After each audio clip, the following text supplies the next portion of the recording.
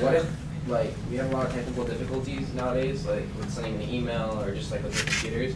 So what if something goes wrong, like where the cops go after the wrong person who's not committing that crime, like the computer says it is, and like by like the studies that you guys done, it shows that they're going after like the wrong person. What if that person is being like, he didn't do a crime and he's being like called out for it? Well, the programs that would be used, they track excessive use. So it wouldn't be just, like, let's say you were taught, like, the case of cannibalism. It went on for months about him, and he even started, like, buying cameras and stuff which they suspected were going to be used for, like, tracking victims. It wouldn't be on a whim, because obviously they wouldn't want to have, like, this whole mishap of, like, well, we thought that he might be doing this crime, so we went after him. It includes extensive research, which is one of the great things about this, because it's very effective if you use it correctly. You know what I'm saying? It's like they wouldn't just look at your one-time action on the computer or like on this, but for like the cameras, they had like multiple angles and tips from other people that may have seen him. So it's not just like on a whim, right? Okay. Question for Con. Well, how you can't sacrifice the rights of the minority for the rights of the majority. Mm-hmm. So speak to you personally now. Me personally? Yes, you personally. Okay. Okay, so I would say you're in the majority of non-crime committers, right? I might have the warrior gene, I don't know that. Oh, okay, well, say that you are, and say that there was a minority person who was going to commit a crime, right? And then so he comes and kills your entire family. Okay, and you could have prevented that by shutting down his rights. You could have prevented the rights of you and your family from disappearing. Would you do that? If that boy is born, or woman, whatever, and when they're born, they're a clean slate. John Locke, just a clean slate. Don't we deserve the right to give them a chance? And do you really think that their rights should be sacrificed? Because honestly, until they pull the trigger, that's not something that I can control. Now the other thing, it should be the responsibility, and it is, I'm sure Ms. Prater can tell you, in her job description, she's told if she's seen signs of abuse or anything like that, she's to alert the authorities, isn't that right? So then, genetics are iffy. Yes, they tell us like what our body's supposed to do, but we can transcend those or we might not meet our potential. There, like I said, the warrior gene is not an exclusive group of people who commit crimes, and the converse is true as well. So with that being said, there's no way that this child would only exhibit genetic traits and he wouldn't act any way crazy outside. So therefore, when he was in Ms. Prater's class and he's drawing photos of like my children and saying like, so-and-so must die, Ms. Prater would call the police. So, and I trust the justice system and the education system to make sure that these people will be brought to justice without the influence of a 1984 Orwellian dystopia. Okay.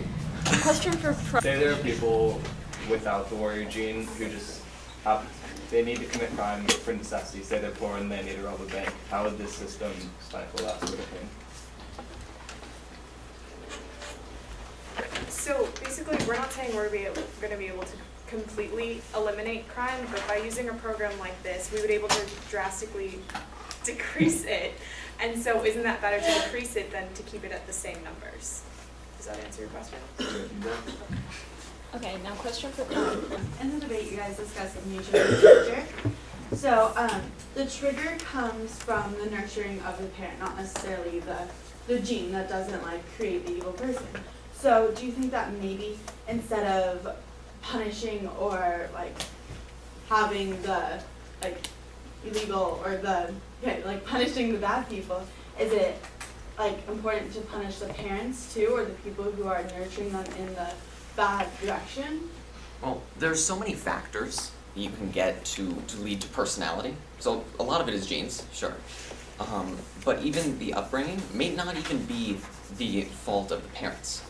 Think of, imagine a society where what we would consider to be illegal, maybe stealing, or maybe even harming others, means survival for that person. Would the parents have taught that to them? Yes, but does that make them bad people? That's how they learn how to survive.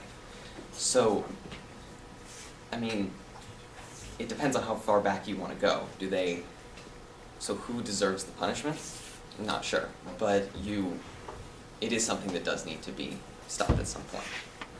Okay, question for Pro.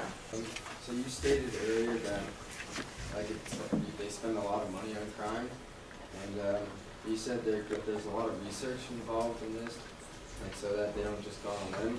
So like, how is this more cost? Well, one of the things that we like about this is that it will in the long term be cost effective, but that requires research. Obviously in the short term that would cost money, but if we can become more successful in these methods, such as like the brain scanning, things that can help determine who might have some sort of issues, to get them on the right track, to get them, to get them into the programs that save money, it will, in the long term, get us on better track, because then also, less people in jail, less people that will be killed, that also adds to all the lost money that we have to account for. Okay, question for Colin.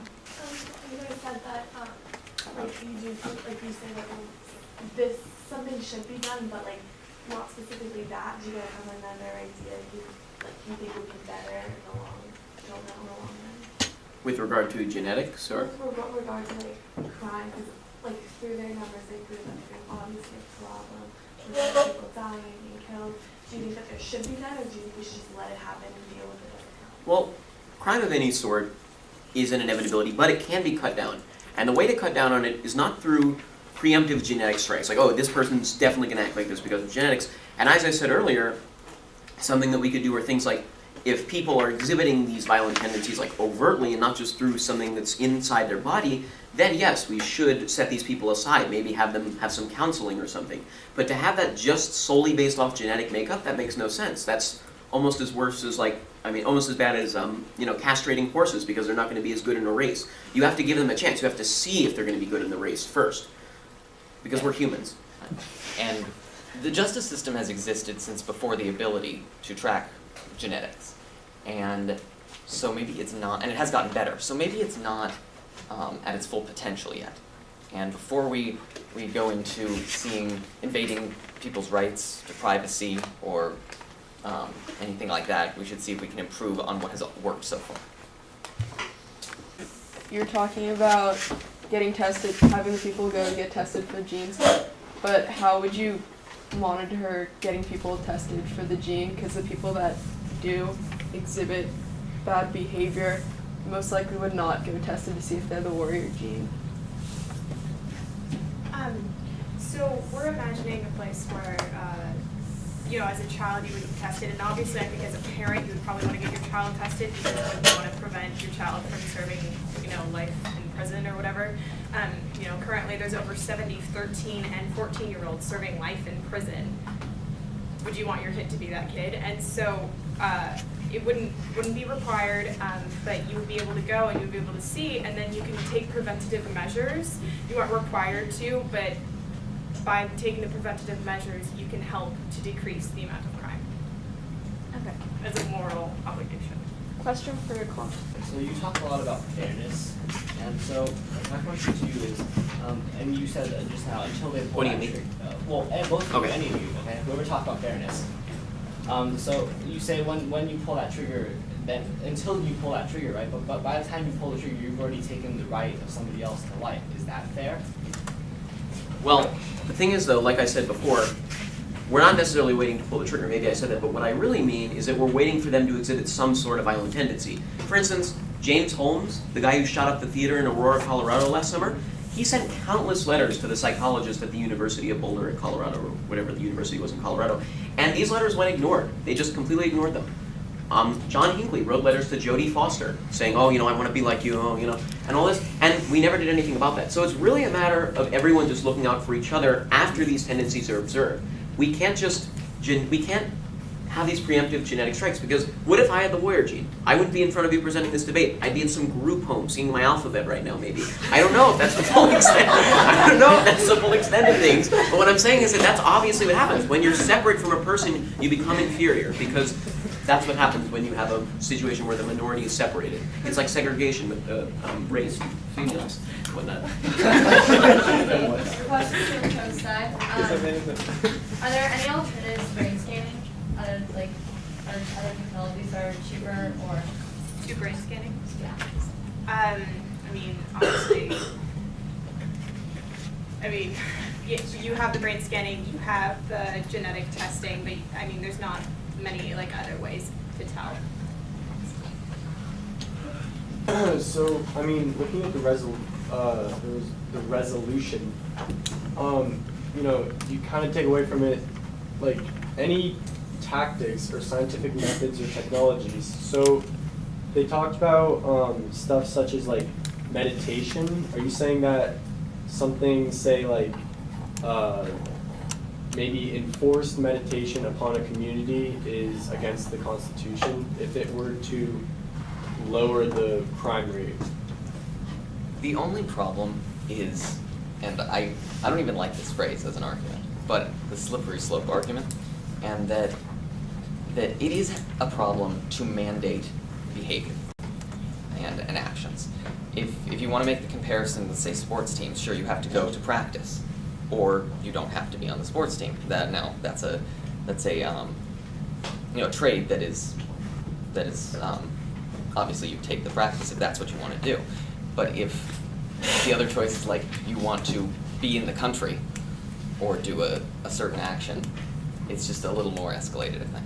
Yeah, and that takes us back to the world of the Puritans, where you were forced to go to church because it promoted good behavior. So do we want a time where it's like, hey, Billy, you weren't at meditation, that's not good, maybe you're going to commit a crime now, so we should preemptively kill you. That's what it leads to. And also, it's not only that, but the meditation leads to other more scientific things, because humans are naturally inclined towards progress. And we end up going towards things, like, we get more and more scientific. We want to have more and more algorithmic and just easy, straightforward ways to just eliminate crime, and that's when you get the bad things like eugenics. Okay, and now we'll do the